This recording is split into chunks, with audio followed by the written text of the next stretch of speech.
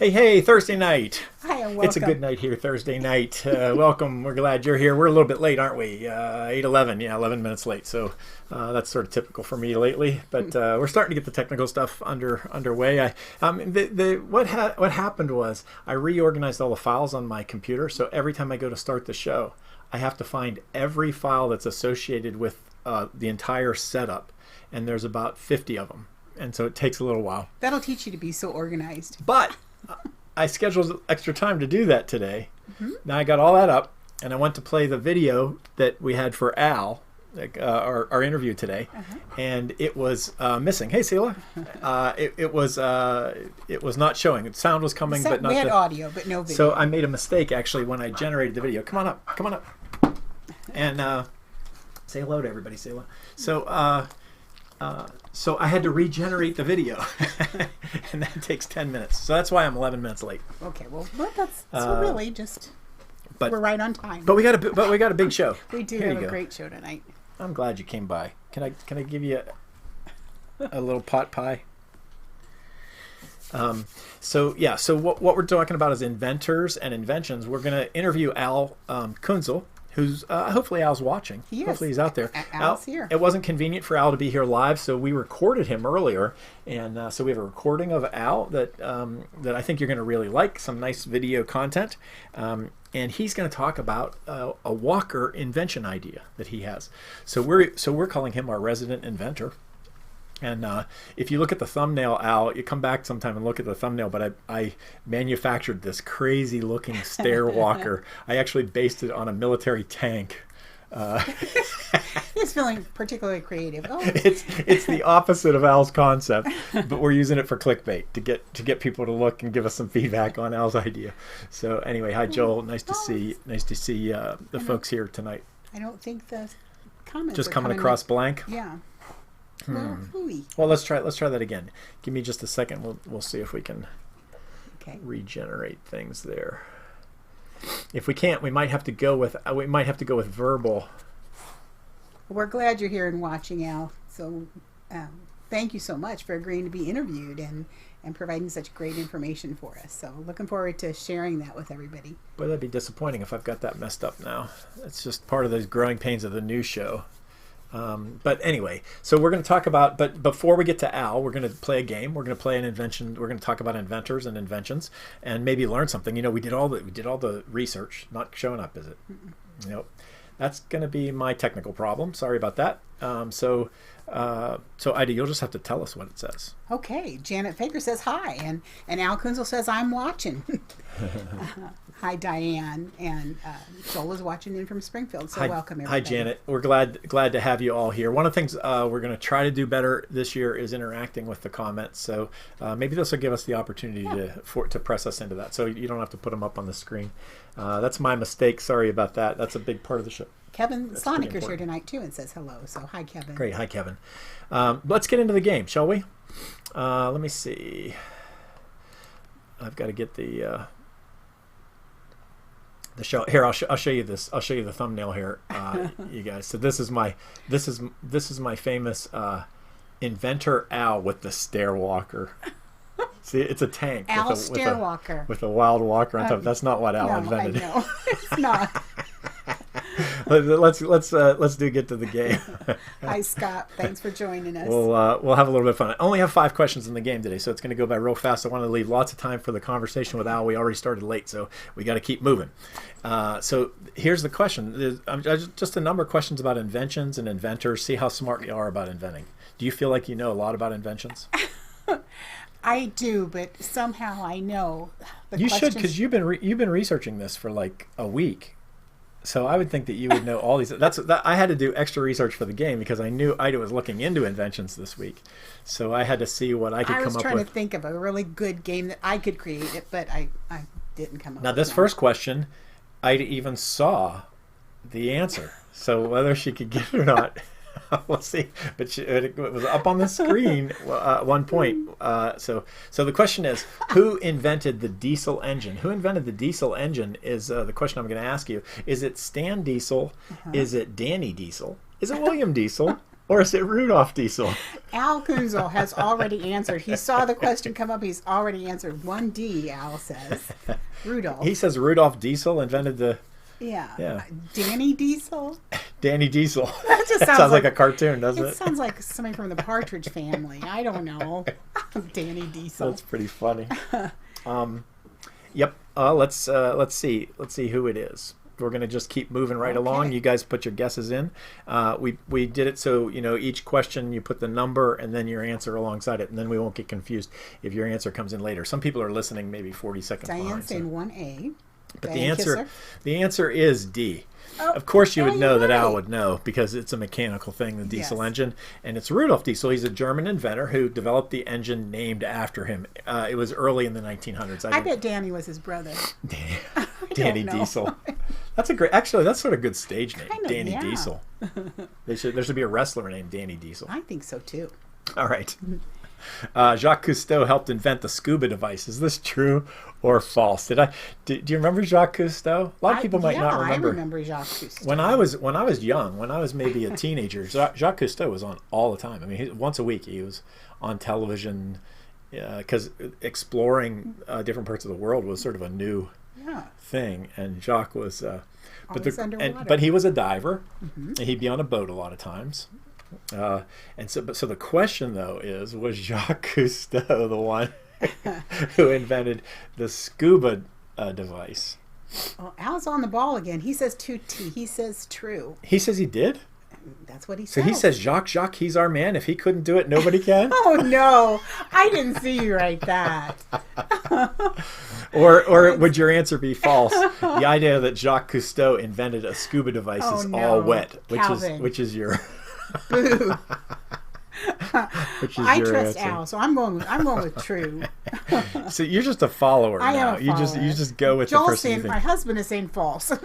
So which is it? You last week you should have followed Mary Lou. This week it seems like you should follow Al because the answer is true. Jacques Cousteau did actually helped create the first SCUBA, which stands for self-contained underwater breathing apparatus, diving device.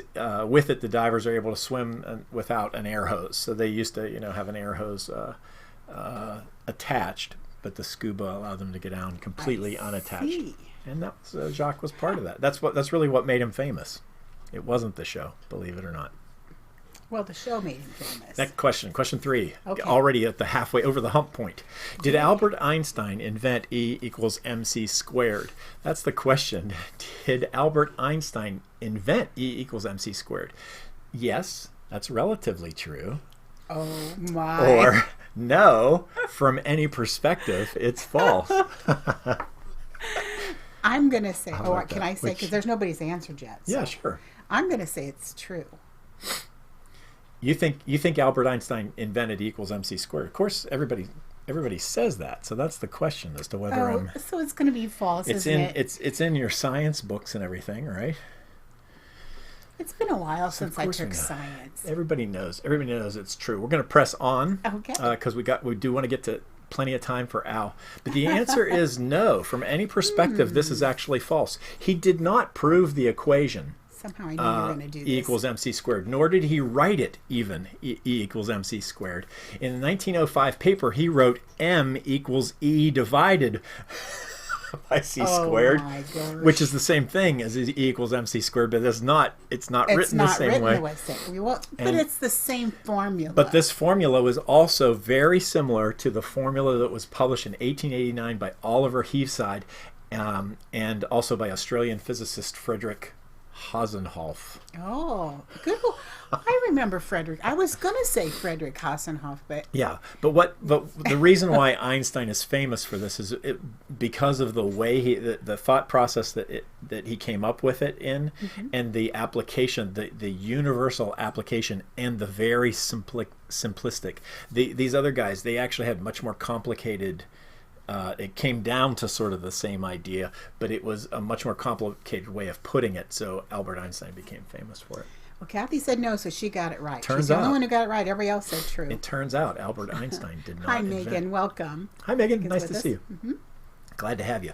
Okay, who invented the smallpox vaccine? This is a medical question. You ought to be right up your right up your alley, My right? proverbial You always alley. know. You always know the medical. You always jump all over them. You always get them easier. I tried to make this one a little bit hard. So here's Yes, you did. here's the question. Who invented the smallpox vaccine? Was it Jonas Salk, Pittsburgh native? Was it Edward Jenner, Maurice Hillman, Louis Pasteur, or Jonas Pasteur? Was it one of? It was one of those. So the question is, which one? Who invented the smallpox vaccine? Smallpox vaccine was really, the first vaccine. I'm saying Edward Jenner. Edward Jenner. Do you Yeah. know him personally? Ed was a friend of mine. Did you party with Ed? We went to school together. Stop it. Janet Baker's saying D. She's saying Louis Pasteur. Louis Pasteur. So Jonas Salk is from the University of Pittsburgh. Right. And Polio. yeah. And at the Pitt basketball games, lots of times when we're losing, the Pitt crowd will chant, "We cured polio. We cured polio." No, you do not. That's what they cheer when we're losing. My word. Well, they should be very proud of Okay, that. we might be losing the basketball game, but we cured polio. And that's quite an accomplishment. So he cured polio. Did he also cure smallpox? No, he didn't. Edward Jenner, like you said, in 1796. So you probably weren't partying with him. It turns out I could have gone either way with this question. I could have asked this as a true-false question and said that he didn't actually invent it, because there's evidence that a similar approach was used by the Chinese as early as the year 1000 AD. Right. Long before. Good old 700 years before. Yeah. Okay. So let's keep going. Okay. Question 5. This is the last one. Who invented the moonwalk? Here's an easy one. Who invented the moonwalk? Everybody knows who invented the moonwalk, of course, right? Or am I playing reverse psychology or reverse psychology on this one? Well, Was it Marcel Marceau? no. Although. Was it Michael Jackson? Was it James Brown? A little older than Michael Jackson, right? Yeah. Was it Dick Van Dyke? No. Was it Cab Calloway?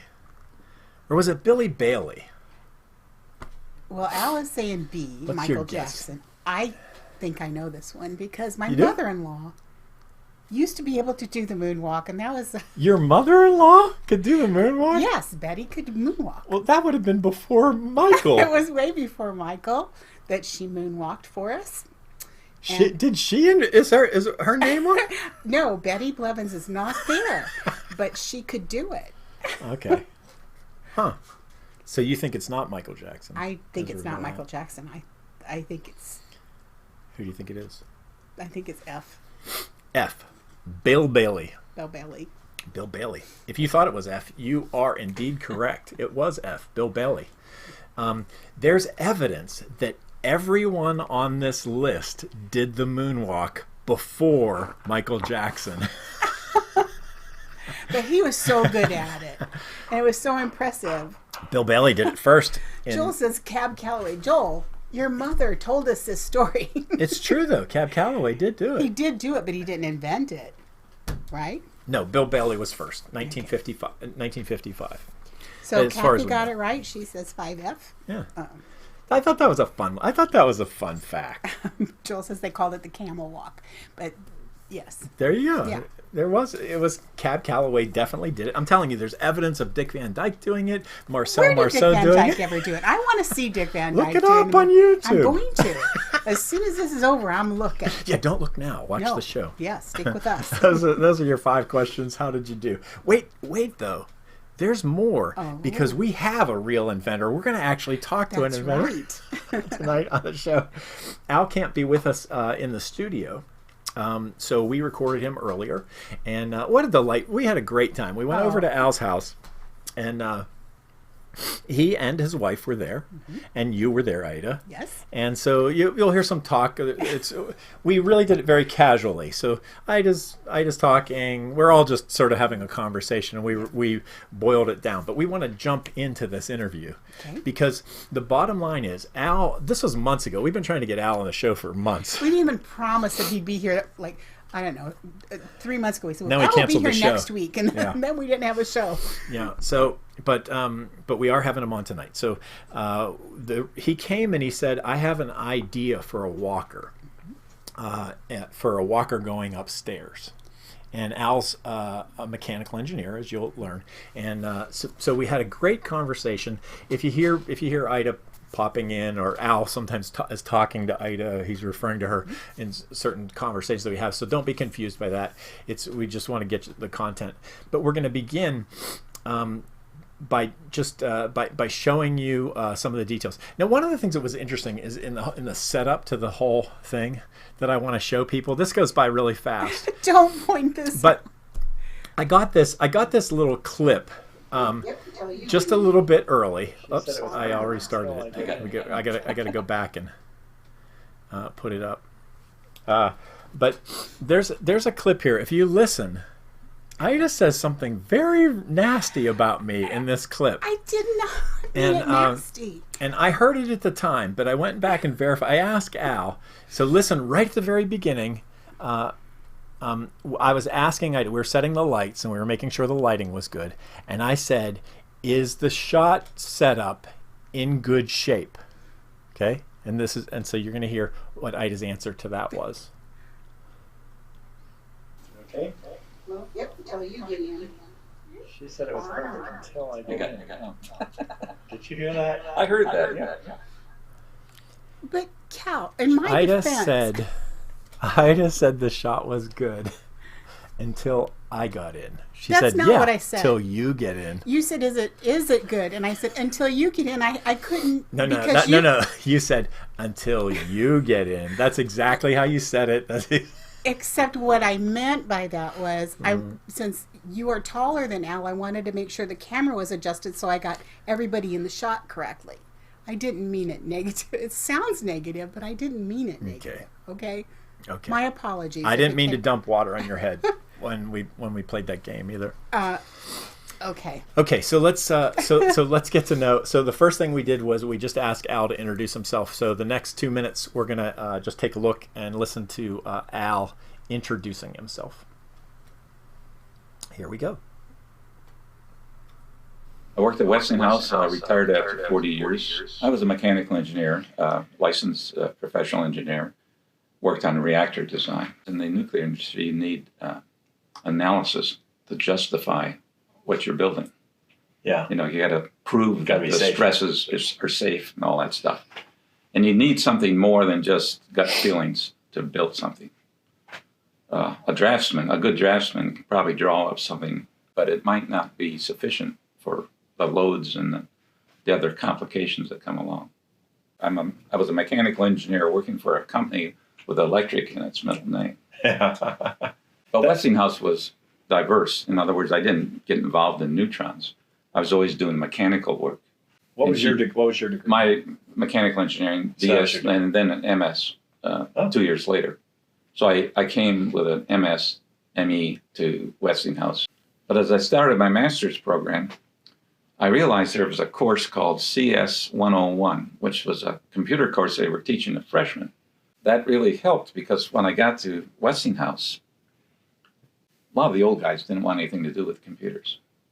So here's this young guy out of college who just had this computer course, who also had stress analysis backgrounds and stuff like that.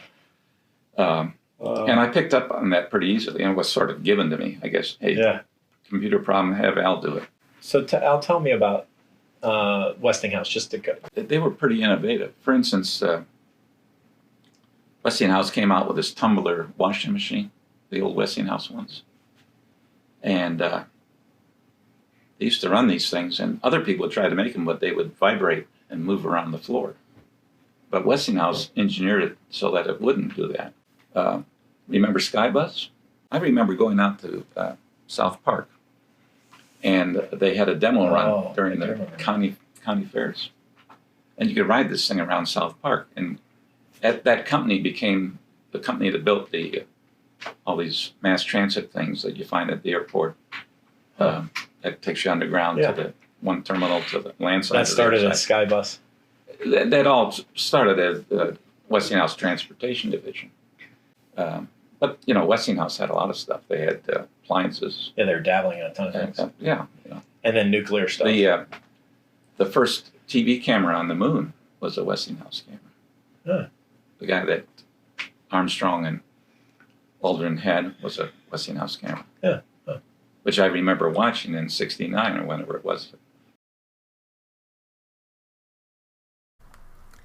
So there you go. Al, our friend working at Westinghouse for 40 years, 40-year employee of Westinghouse.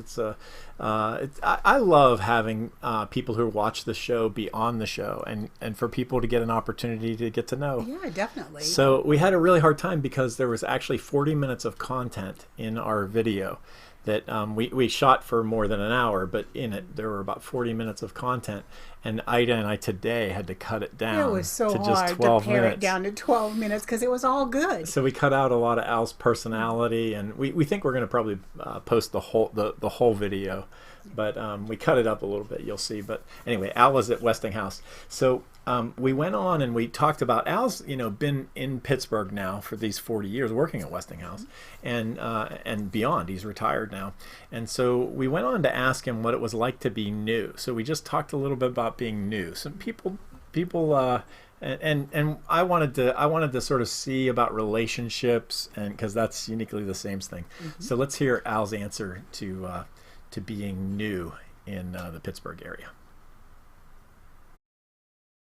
I started the 23rd of March, which was a Monday in 1966. And so I drove in on a Sunday and from Michigan in my little Dodge Dart. Everything I owned basically in the car. Is there a motel around here or something? And they directed me back to Conley's Motor Inn. So I checked into Conley's and stayed there the night. In the morning, I asked the guy how to get to Forest Hills, and he couldn't tell me. So I finally get to Forest Hills, where I started to work. And the first thing you do is you go into start filling out paperwork and stuff like that. Yeah. So I filled out the paperwork and turned it in, and the girl said, wait a minute. You haven't even put down an address. Well, I said, I haven't found a place to live yet. Oh. Live at Conley's. And she said, no. She said, take the rest of the day off and find a place to live. Oh, First of all, you can't fill out personnel information unless you have an address, because they have to have withholding tax and all that kind of stuff. They got to know where you live. You can't just live nowhere. But was that a big deal moving to a new city? When I moved here, I only knew one fellow in town, and he was working at PPG downtown. And he invited me down to a young people's group down in that First Church. And it was a group. That's First Presbyterian Church in Pittsburgh. Right. You're right. Back then, they had a tremendous ministry to young adults, you might say. And Nancy worked at Pricewaterhouse, Secretary at Pricewaterhouse. Yes. And we met at a thing called the John Knox Forum. And so was church sort of where you found community a little bit? Or how Yes, did you get settled? yeah, because that's basically what was the center of what I was doing other than working. Right.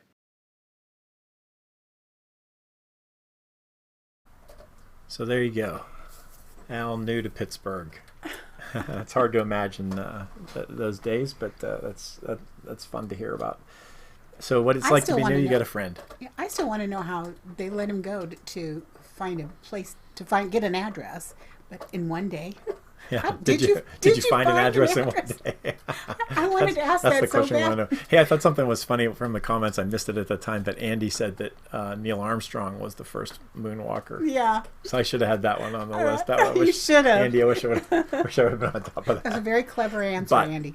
Billy Bailey was earlier than Neil Armstrong. That's even. true. So, so let's keep going with Al. We had an opportunity. There were a number of times where Al loves to tell stories, and so that was what was not fun. Hey Judy, nice to see you. It was not fun to cut out some of Al's stories because he likes to tell stories and it's fun to listen to. But a couple times he got onto some real touching stories, and so we grabbed a couple of them. So this is the first one where he talked about a heartfelt. You don't want to put those up on the screen. I was trying to see if maybe I repaired it by rebooting mine, but it didn't work. So let's get back to Al, and so him sharing his struggles and talking about his faith. I think this is maybe the most powerful part of the whole thing. So here we go, Al.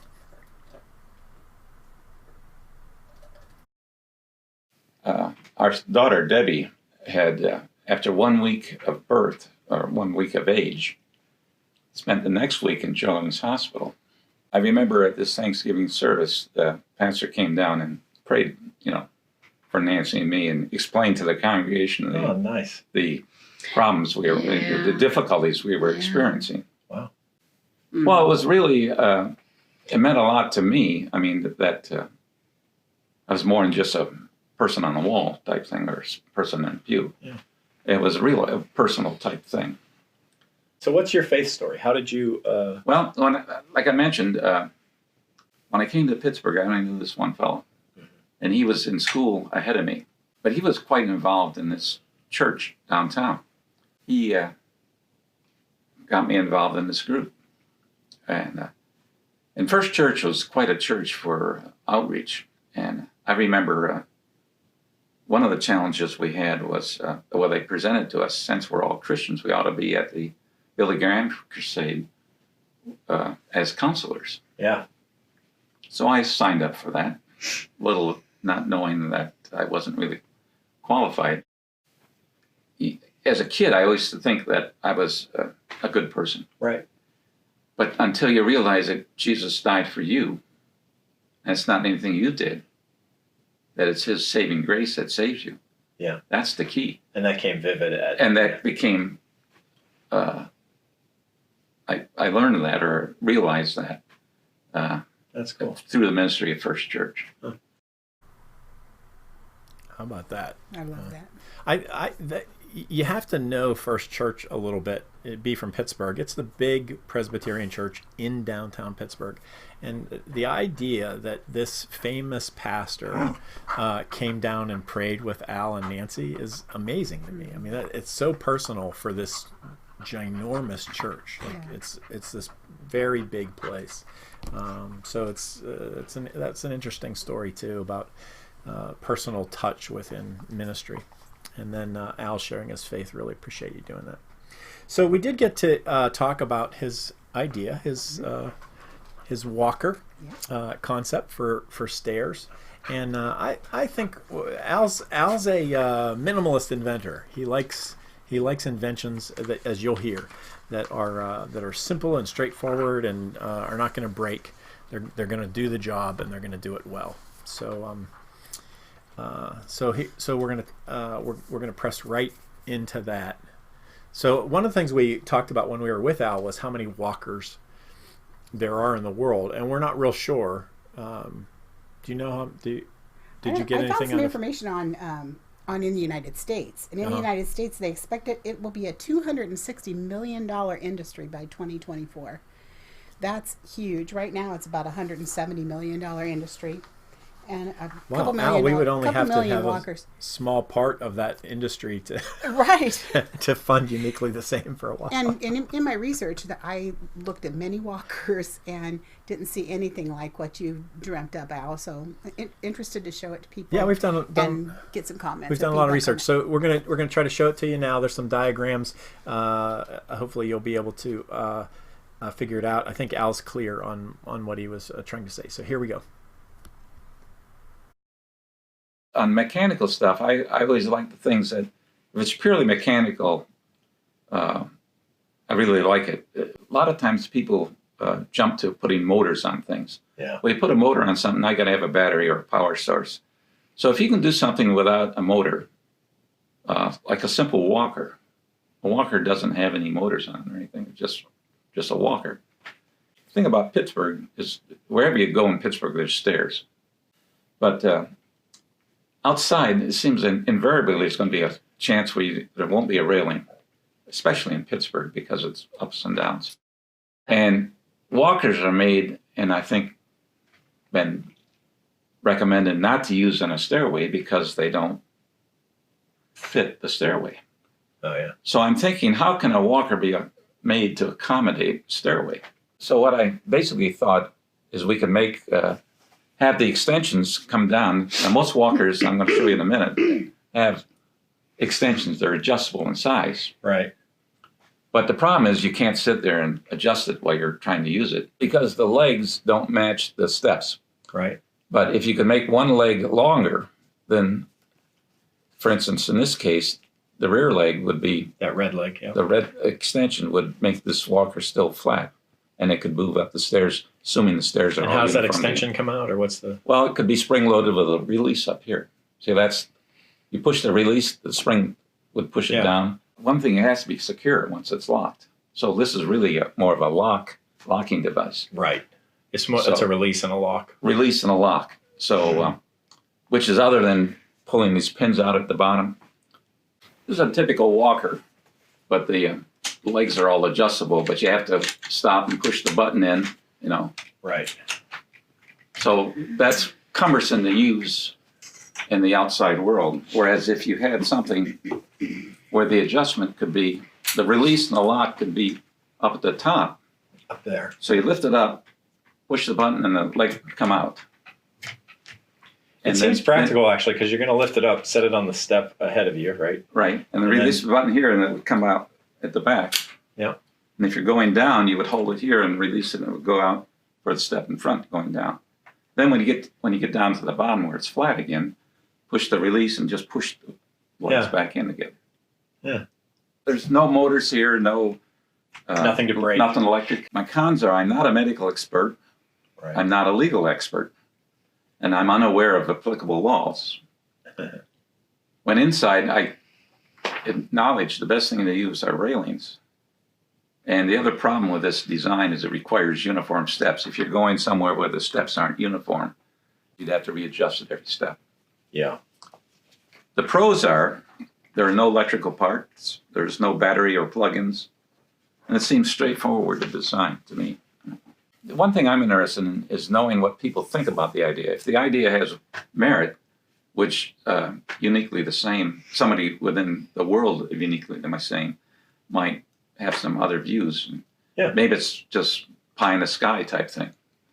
But maybe it has some benefit that somebody might enjoy or see a practical use for.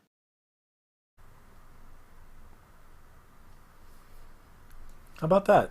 I like it. I was thinking too, as Al was describing, even I know that it's recommended to use the rails, but I think if you're using rails on either side of the stairs, that doesn't allow you to distribute your strength equally. Like if you're leaning forward on a walker, it feels like that would be even more stable than two rails. Yeah. Because of the expanse of the stairwell. So I like the idea. I think it has true merit. Yeah, there's a mixed bag. I mean, if the stairway is wide, Right. you can't grab on both sides. You can only grab on one side. Lots of times you only have a railing on one side. Right. Usually that's the law. You would think about the danger of having a walker on stairs. It'd be easy for some people in particular to mishandle it, and so that would be I think the great danger. But what do you all think? I'm God bless you. woo. I need a mute button for my your my sneezes. sneezes because they always come in threes. So I guarantee you I'm not done sneezing. But it's very possible. We're interested in feedback. I mean, we're genuinely interested in this idea and seeing if there would be a market for it. So we'd like for you to think about who you might know that you could ask or talk to about this. We'd like feedback. It's Al saying, but I guess to my point, but railings are firmly attached to the wall, so there's that. Yeah. It's stabilized that way. So you're right. Yeah. But But you're not as strong out here, and so you're counting on the individual. You're counting on the person's grip. right. Instead of their weight. A walker, so it's a different, so I think there would be pros and cons. I think too, people with back pain that are using a walker, that it would be more comfortable to use the walker than the rail, just in my experience. So, but we would love your feedback on the idea. We're interested in it right now. Yeah, so that's where Kathy's saying, does it have a no fall situation? That's everybody's concern. But of course, when you're on the There's stairs, nothing that has a no fall situation, though. when you, I mean, even you had a bad experience on stairs, right? Yes.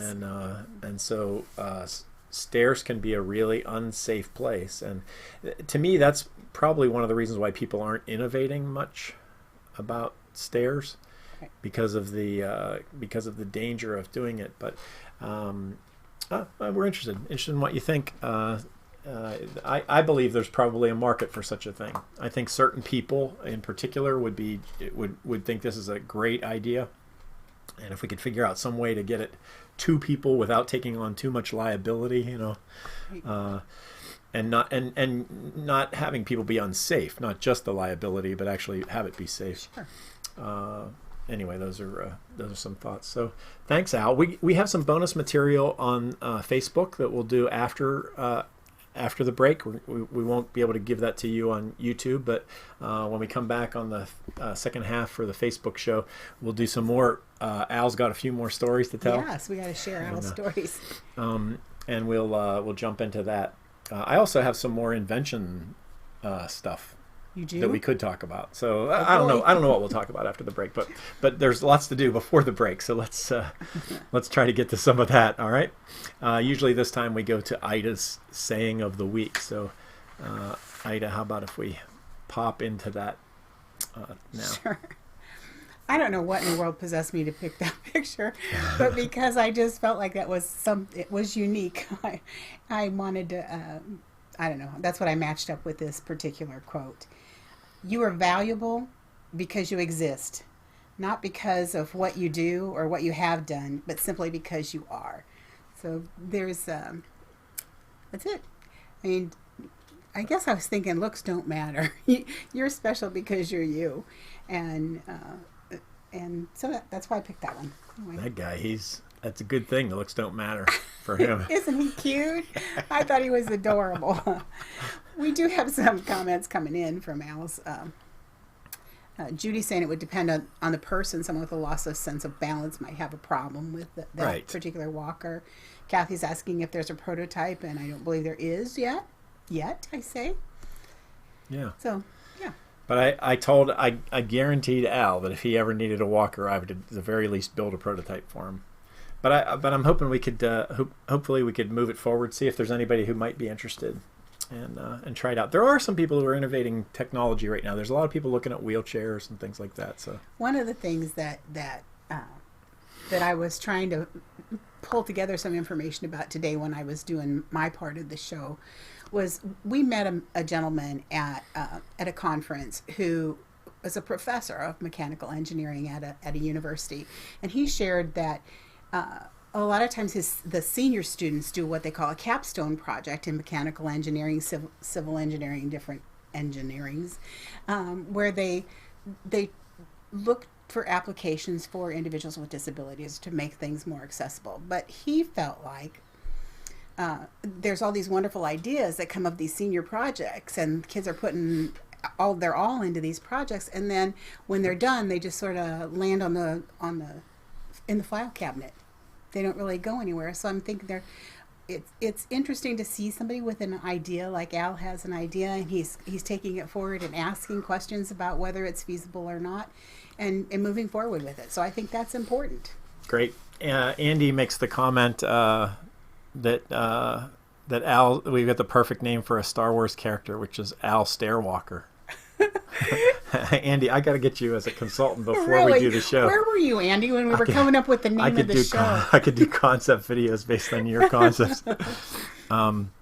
So we'll talk more about it. Keep your comments coming. We'll talk about those after the break.